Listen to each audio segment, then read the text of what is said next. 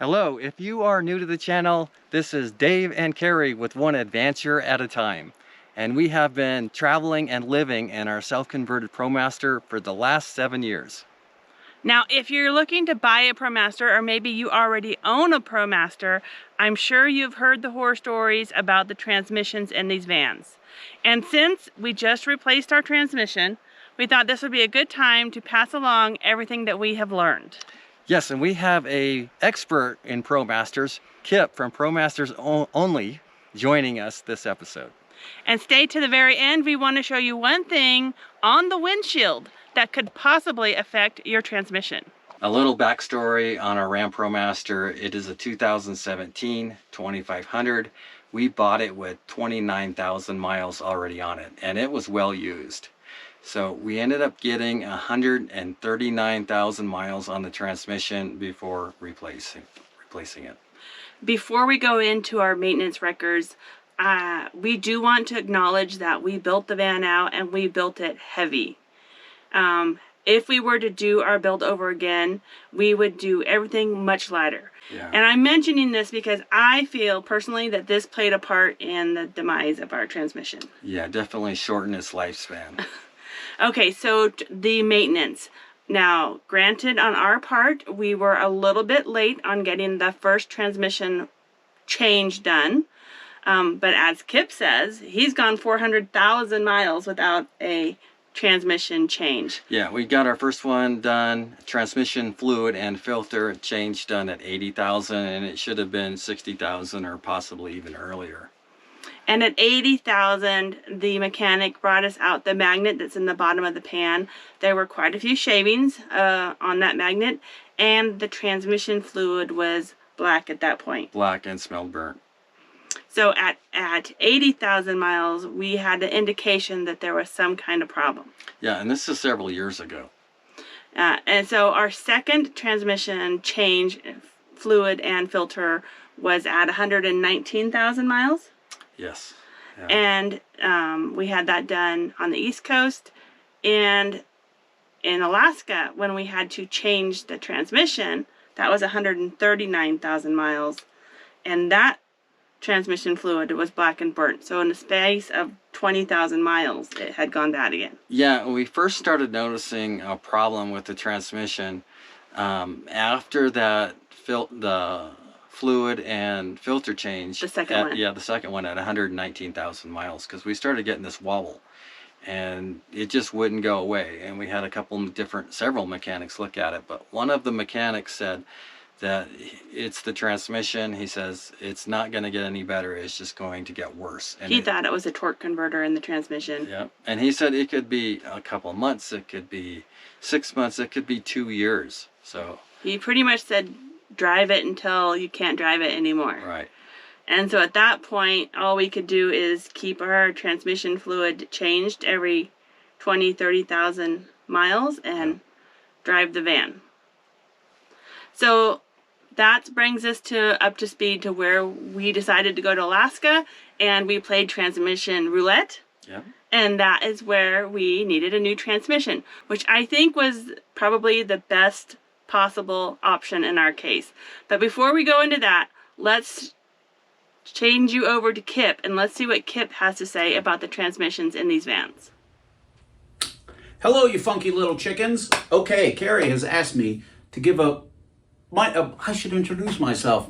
This fat person standing in front of you is named Kip, and I own a shop called ProMasters Only in beautiful Akron, Ohio. Scenic, bucolic, exotic Barberton, Ohio specifically. And all I do is work on ProMasters Only. That was a good name for that, wasn't it? There, no questions need asked. All right. I'm going to talk about transmissions and give you everything you need to know, or most everything you need to know, but I'm going to do it quickly and not very detailed because you don't want to watch me talk for hours on end. I know way too much about transmissions. The transmission in your 2014 through 2021 ProMaster distinct from the 22 and up, which is an entirely different transmission and in fact less problematic. Apples to apples, if you're buying a ProMaster, try and get a 22 and up. You get some engine upgrades that increase durability, and you get a different transmission that also increases durability. But the transmission in the 14 through 21 is called a 62 TE, 6 for 6-speed, 2 for torque handling, T for transverse, and E for eggplant, E for electronic, because it's electronically controlled. Let's talk about that. So, unfortunately, in the wacky world of modern transmissions, things get misdiagnosed all the time because they are quite complicated, although the guts of this transmission actually dates from the mid-60s, during the Johnson administration when the thing was called the 904, but that's neither here nor there. The transmission, the mechanical parts of it haven't really changed much in the last 50 years or so, but the shifting and the control and the feedback mechanisms and all that wacky stuff all sum up to be the E of the electronic. All right, let's move on, shall we? Transmissions get misdiagnosed all the time because you take it to a regular mechanic, he goes, I don't work on transmissions. You take it to a transmission shop, guess what they say? Oh, you need a transmission, because they always say that. That's all they know how to say. And they sell you a remanufactured or a rebuild or occasionally a new one, although there are no new ones currently available because the last vehicle that had this 62 TE transmission in it was the ProMaster, and it would be a 21 model year made in calendar year 2020, and they haven't made them in Indiana since 2020. So everything you get, even if you go to a dealer where you need to give you a new Chrysler transmission, they're giving you a Chrysler rebuilt transmission, and they're making you wait a long time for it. Although everywhere else, there's no wait for a reman 62 TE. They're in minivans, they're in Journeys, they were in Aspens, Chrysler 200s, VW Rutan, a few more, dating from roughly 2007. All right, let me try and get more concise. Here's the important things to know. Step one, there's nothing you as the driver can do to damage your transmission, short of egregious examples like drag racing or, I don't know, whatever you people do, driving on the surface of the sun.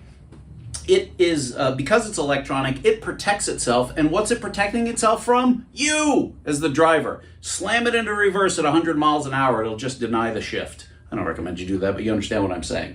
So it's important to get over any guilt when your transmission goes bad. It's expensive and it's a hassle, and you think it's something you did, and it isn't. There's nothing you can do as the driver. No matter how your foot is shaped to step on the gas, it's automatic. It's what it does. All right, but this transmission has a few weak spots. What you can do is literally the only maintenance item there is to do, which is to change the fluid and filter, which is correctly called a transmission service, not a transmission flush. That's something else. Don't do a flush, or if you go to a shop and they recommend a flush, that's a red flag for you. Transmission service is dropping the pan, draining the fluid, replacing the filter, putting in the pan, putting in the fluid. Very easy to do and something you can do yourself, and I have videos on my channel. You'll find a million videos on it. Not complicated. All right, what's important to know? What kills a transmission is heat. And what can you do about heat? Well, the first thing you can do is have a gauge, although there is no commercial gauge available. I'm working on that solution, and in January, I should have a piece of software in conjunction with a phone app that acts as a transmission gauge, amongst other things, to tell you the temperature. What would you do with that information? Well, you drive around and find out what your transmission is normally at when it's not working very hard, and then that would allow you to spot what's abnormal. Usually what's going to increase the transmission temperature to a dangerous point, because they do not tolerate super high temperatures very well. They'll eat themselves in pretty short order. But that would be, I suppose, if you're towing, that would increase the heat. If you're working through the mountains, that would increase the heat if you're driving fast. So if you had a temperature gauge, even as simple as an IR gun on the transmission cooler, which lives at the bottom of the radiator, and you had an idea of the temperature, you could spot high temperature beforehand and either back it down in terms of speed or load, or pull over and let it cool, or otherwise ascertain why is it running hot. If it's leaking fluid, I don't answer that. If it's leaking fluid, I'll answer that like this. If it's leaking fluid, it would have a finite amount of fluid to deal with the new heat, so the fluid would become hotter, and running hot would be an indication it's losing fluid. What else can you do? Well, the spec is, Chrysler is, in different places says different things. For Average use, they might specify 40,000 or 50,000 or 60,000. My personal feeling is that the more you drive a transmission, the less you need to service it, because it gets up to temperature and it steams out moisture, which is really what we're after, and so on. So on the freighters that I run for some of my customers that drive 120 to 150,000 miles a year, I recommend they do it every 100,000, maybe even more. I have personally gone 400,000 without doing it. I'm not proud of this fact, but the transmission did survive. As a recommendation, every 50,000, and you might even go to a time-based interval, 2 years, rather than, depending on your driving habits and so on. What else is there to know about the transmission? I suppose there's many things to know about the transmission. I have tons of videos. And because this transmission is a weak point in the van, I'm working on a way to use a much more plentiful and cheaper Journey or minivan transmission as the basis of the replacement. That will shave $3,000 or $4,000 off a transmission swap if you should need it, and allay your fears. What else is there to know? The fluid is not exactly dictated by, it's not specific Chrysler fluid, but it is a rather specific fluid, ATF plus 4, that meets material spec 9602, MS 9602. O'Reilly sells it under Valvoline, and it says for Chryslers, but any ATF plus 4 would work. What else is there to know? There's a very rare problem with water intrusion at the top of the transmission, where it gets into the shifter shaft, works its way into the pan, and once you get water in your transmission, you're pretty much done for, because most of the seals and clutches in that thing are water soluble, water bad. What else? Have I gone over 2 minutes? I'm sure I have. I'll stop there. But here's the important Zen takeaway. I have multiple times taken transmissions. I just had one of my vans break down, fail a transmission at 797,000 miles, original transmission, and neglected. And we see other ones that fail at 120, 130. So obviously, there's a bell curve, and the stuff that fails at 5,000 miles is outside of the bell curve. You don't need to worry about that. And that would be warranty anyway. You wouldn't hear about it. Another factor to understand about transmissions is a lot of it is psychological, because when you go looking for information for any vehicle on the interwebs, you'll find nothing but the negative, because it self-selects for the negative. Nobody posts, "Nothing happened today." You wouldn't read that. Who would care? So only the negative gets accentuated. And this is common to every vehicle, not just the ProMaster. Is there anything else to know about transmissions? Not really. Not particularly. All right. If you have any specific questions, go to my channel and see there's hundreds of videos, and many of them are on transmissions, because we do a lot of this nonsense. And you get to see a fat guy roll around on the ground struggling with the transmission. All right. Love you. Carry on. Bye. We want to thank Kip for popping in and helping us out. He's the resident ProMaster expert, and we always enjoy when he gives us his expertise. Yes, he's very entertaining as well. Yes. Thank you, Kip. Appreciate it.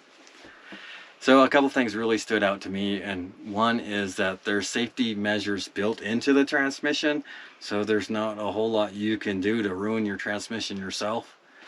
So that was kind of cool to learn. And the other thing that Kip brought up that I liked was putting our ProMaster, our transmission fluid and filter change at every 2 years. For us, because the weight of our van is extra heavy, I think we need to change it more often. So I figure 2 years, that'll be around 30,000 miles or less. So that sounds like a pretty good number for me. And the reason why we're doing this may be different for you, because well, there's 2 of us and a dog in this van, and we're close to our vehicle gross weight. Yeah, everything we own is in here. And so we're really heavy. That is our fault. That is, I believe, one of the downfalls of our build is it's going to cause extra wear and tear on the vehicle. Not only the transmission, but other areas across. Yeah, so we're going to adopt the every 2 year or 30,000 miles. Yeah, like Carrie's saying that, so anytime we're going up a steep hill, because of the weight of the vehicle, I believe it's adding extra heat to that transmission, and that's what Kip was talking about. That's what kills the transmission, is that heat. Yeah, and the other thing we're going to do is we're going to find a gauge that will plug into the OBD port. I know Kip is working on one as well, but we want a gauge that will tell us the transmission coolant. Yeah, transmission coolant, or not coolant, transmission oil temperature. Fluid. Transmission fluid. The transmission fluid temperature. That's what we want to know. Boy, we really know what we're talking about. So we want to know what that fluid temperature is at all times. See what the normal rate is, and then see what it is going up a steep hill. That way, if we notice it's spiking, then we can just pull over and let the transmission cool down. Yeah, we would know, we would have a better idea of when we're doing damage to the transmission. So between the every 2 years getting the fluid changed and the monitoring the temperature, I think that's a good plan for us. Yeah, and then trying to make our van as light as possible. So that will be a constant battle, but to get rid of everything that we can to bring the weight down just helps everything. Agreed.